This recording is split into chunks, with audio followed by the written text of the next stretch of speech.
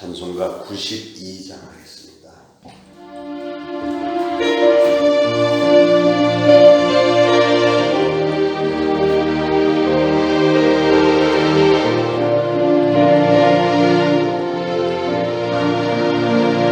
위에 계신 나의 친구 그의 사랑 지극하다. 이는 예수 그리스도 나의 구주 나의 친구 사랑하는 나의 친구 늘 가까이 계시도다. 그의 사랑 놀랍도다. 변함없는 나의 친구 나를 위해 죽으시고 나를 구원하셨으니 기쁨으로 경배하며 찬양하리. 나의 친구 사랑하는 나의 친구 늘 가까이 계시도다. 그의 사랑 놀랍도다.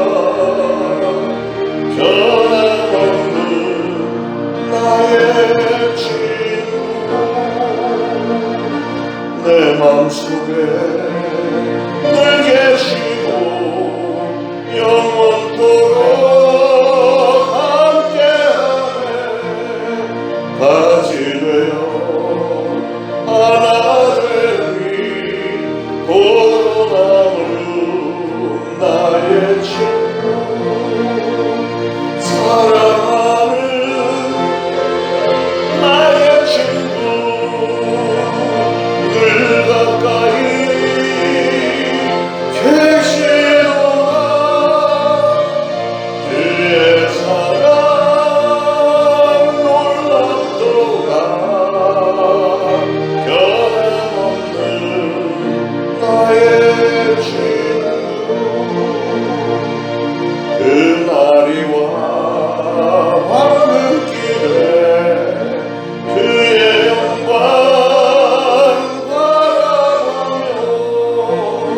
그의 팔로 나라를 만나보리. 나의 친구 사랑하는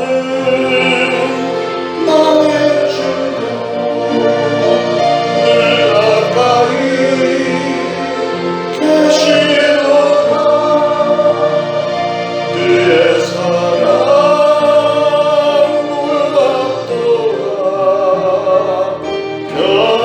변함없는 나의 친구 사랑하는 나의 친구 사랑하는 나의 친구 늘 가까이 계시도다. 그의 사랑 놀랍도다. 변함없는 나의 친구.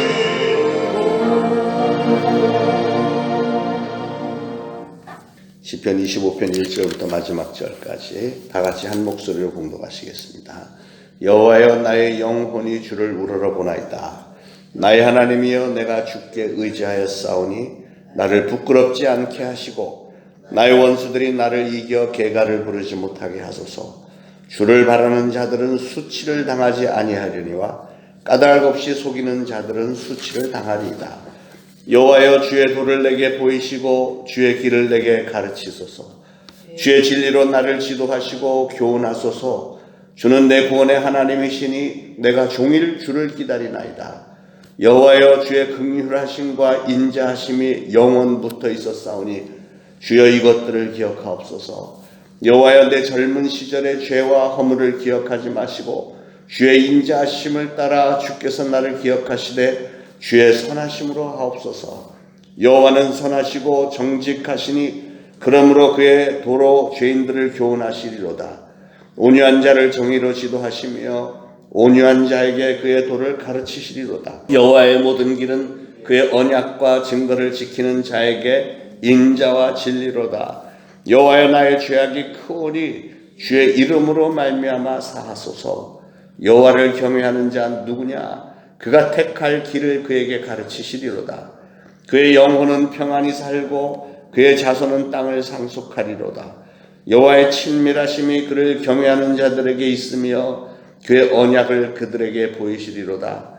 내 눈이 항상 여호와를 바라보면 내 발을 그물에서 벗어나게 하실 것이미로다. 주여 나는 외롭고 괴로우니 내게 돌이키사 나에게 은혜를 베푸소서. 내 마음에 근심이 많사오니 나를 고난에서 끌어내소서. 나의 곤고와 환난을 보시고 내 모든 죄를 사하소서.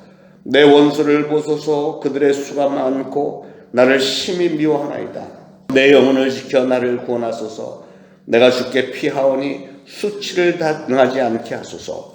내가 주를 바라오니 성실과 정직으로 나를 보호하소서. 하나님이여 이스라엘을 그 모든 환난에서 속량하소서. 아멘. 성경은 우리가 고난에 처할 때 하나님을 바라보라 이렇게 말씀하고 또 고난에 처할 때 감사하라 이렇게 또 말씀합니다. 고난이라고 하는 것은 우리 인생에서 새로운 방향 전환의 계기가 되고요. 하나님의 뜻을 깨닫게 되는 귀한 순간이 되기도 합니다. 오늘날 우리가 코로나 바이러스로 인해서 정말 고난을 당하고 모든 가정들마다 나라 국가들마다 전 세계적으로 고난들을 당하는데 이런 일들이 사실은 우리가 인생의 방향을 전환시킬 수 있는 아주 소중한 계기가 될 수도 있습니다. 새로운 삶의 모습으로 전환이 될 수 있는 계기가 되는 거예요.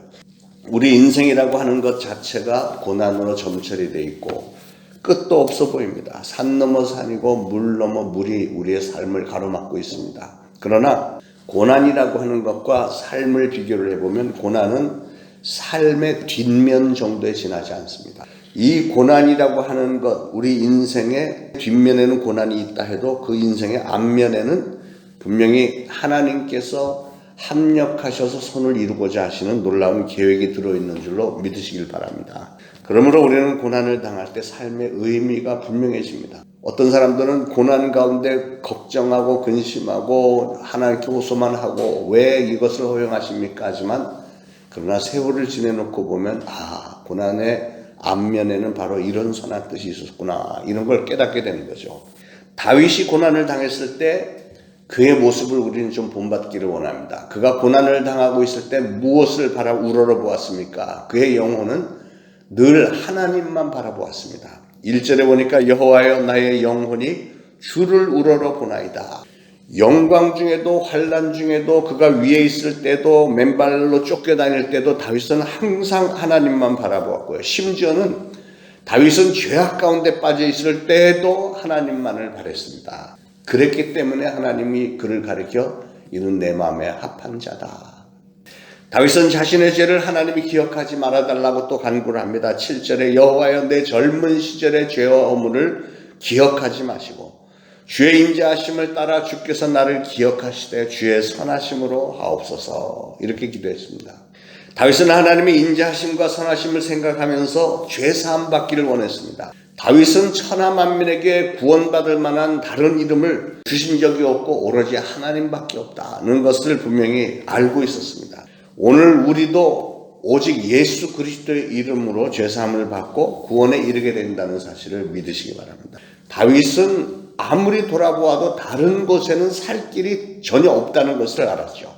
그래서 다윗의 눈은 항상 하나님만을 앙망함으로써 사망의 그늘에서 벗어나려고 애를 썼습니다. 15절에 내 눈이 항상 여호와를 바라보면 내 발을 그물에서 벗어나게 하실 것이미로다.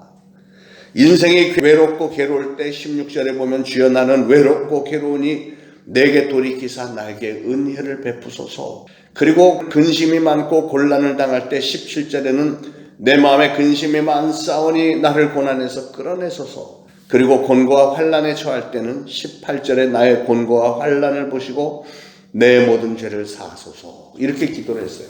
사랑하는 여러분, 우리와 진정 함께 하시고 우리의 모든 기도를 들으시고 응답하시는 분은 오로지 하나님 한 분이라는 사실을 믿으시기 바랍니다. 우리의 인생이 때때로 어려움을 당해서 처하게 될 때, 저 바닥으로 떨어질 때 누가 우리를 돌봐주시겠습니까? 오로지 하나님밖에 없습니다. 사랑하는 여러분, 오늘 다윗은 하나님께서 이스라엘 백성들에게 자비를 베푸셔서 백성들의 부정을 용서해주고 하늘의 훈계를 달라고 간절히 간구를 했습니다. 저나 여러분이나 우리 모두는 하나님의 이 엄청난 사랑과 은혜와 자비를 힘입은 사람들입니다. 그러므로 우리도 항상 하나님 앞에 나올 때마다 우리의 모습을 돌아보면서 하나님, 저희 연약합니다. 부족합니다. 용서해 주세요. 이렇게 겸손한 자세로 하나님 앞에 나와야 될 줄로 믿습니다. 다윗처럼 그렇게 고백을 해야 돼요. 입술로 고백을 해야 됩니다. 다윗은 하나님께 자기 젊은 날의 죄를 용서해 달라고 간절히 구했습니다. 하나님께서 참된 길로 인도해 주고 그의 고통당하는 영혼을 위해서 용서해 달라는 기도를 다윗은 되풀이 하고 있는데, 그런 과정 가운데 다윗은 항상 잊지 않았던 것은 하나님의 속성을 감사하며 찬양하며 그리고 하나님을 경외했습니다. 경외. 정말로 다윗은 훌륭한 신앙이에요. 하나님이 보시기에 정말로 최고였습니다. 인간은 어차피 연약하고 쓰러지고 넘어지고 죄를 지을 수밖에 없는데, 그런 가운데 늘 깨달으면서 하나님을 찾고 어떻게든지 하나님의 용서와 인도하심을 구하려고 하는 다윗의 모습을 하나님은 좋아하셨고요. 그래서 다윗이 오늘 시편 마지막에 보면 하나님의 긍휼하신 구원을 구하는 기도로 끝맺음을 맺습니다. 자, 오늘 우리가 다윗의 시편을 묵상하면서 우리의 진짜 부끄러움이 무엇인지를 좀 생각을 해봐야 되겠습니다. 오늘날 세상 사람들이 보면 많이 이렇게 죽잖아요. 극단적인 결단들을 이렇게 표현을 하는데 자살하는 사람들이 상당히 많습니다.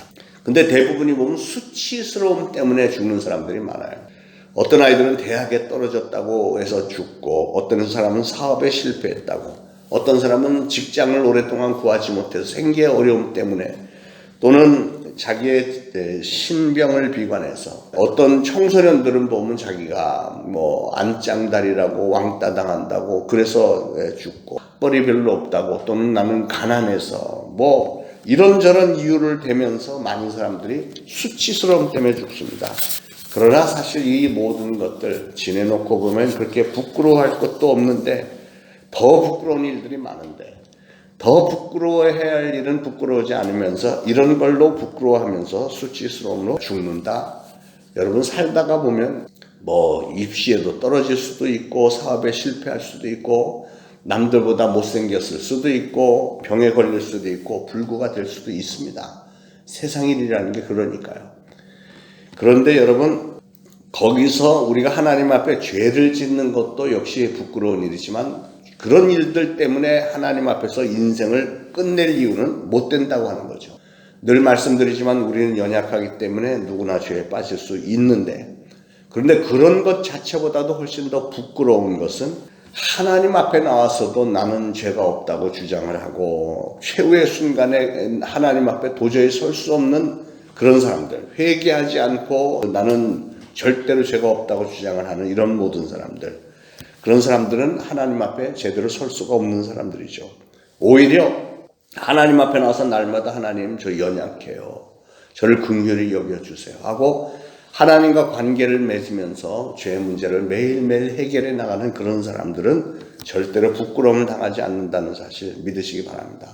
여러분, 성공한 사람은 다른 사람들이 성공할 때 이미 실패를 여러 번 경험을 했기 때문에 오늘날 성공한 겁니다. 그러니까 오늘 내가 좀 실패했다고 해서 내가 실패자가 아니고, 실패하고 몇 번 거듭하고 그 다음에 성숙해져서 성공할 수 있는 거예요. 그러므로 실패를 부끄러워하지 마시길 바랍니다. 하나님만을 바라고 진실이 걷는 사람은 최후의 승리를 거둘 줄로 믿으시기 바랍니다. 자, 4절과 5절 함께 봉독하시죠. 시작. 여호와여, 주의 도를 내게 보이시고 주의 길을 내게 가르치소서. 주의 진리로 나를 지도하시고 교훈하소서. 주는 내 구원의 하나님이시니 내가 종일 주를 기다리나이다. 아멘. 참으로 아름다운 기도 아닙니까? 하나님께 밀착된 영혼의 언어, 찬미의 언어로 기도를 하는 겁니다. 우리가 종일토록 하나님을 바라면서 산다면 그 가르치심이 얼마나 확실하고 아름다운 길이 되겠습니까? 다윗이 하나님 앞에 이렇게 늘 나와서 기도하면서 자신의 모습을 돌아볼 때 자기 젊은 시절의 죄가 자꾸 생각이 났던 것 같아요. 그 죄는 평생 다윗의 마음에 씻을 길이 없는 것처럼 자리를 잡고 항상 하나님 앞에 나올 때마다 하나님, 저를 연약함을 불쌍히 여겨주세요. 죄를 용서해 주세요. 간절히 간구합니다. 그런데 여러분, 우리가 잘 알다시피 다윗이 하나님 앞에 제일 처음 나와서 회개했을 때 이미 하나님은 다 그냥 용서하셨습니다. 그리고 그 죄가 다 매장이 됐습니다. 그런데 우리는 자꾸 그런 것을 자꾸 집착하고 이렇게 하지 말라는 거죠. 나의 죄도, 저의 죄도, 여러분의 죄도 우리가 진정 하나님 앞에 송구스럽게 여기고 회개하고 용서를 받았으면 십자가의 보혈 속으로 영원히 매장된 줄로 믿으시길 바랍니다. 그리고 죄의 고백을 통해서 하나님과 친밀함을 계속 갖는 성도에게 하나님은 그래도 좋게 여기시고 새로운 일에 대한 언약을 주시는 줄로 믿으시기 바랍니다. 여러분, 하나님은 예수 그리스도의 십자가를 통해서 우리가 하나님과 친밀하게 지낼 수 있는 길을 열어주셨습니다. 그런데 그 조건은 뭐냐면 예수 그리스도를 나의 구주로 영접하는 거예요. 그런데 내가 예수 그리스도를 영접할 때 어떤 마음이 있어야 되냐면 하나님을 경외하는 마음이 있어야 돼요. 하나님을 경외하는 마음. 하나님께서 독생자를 나를 위해서 희생시켜 주셨다.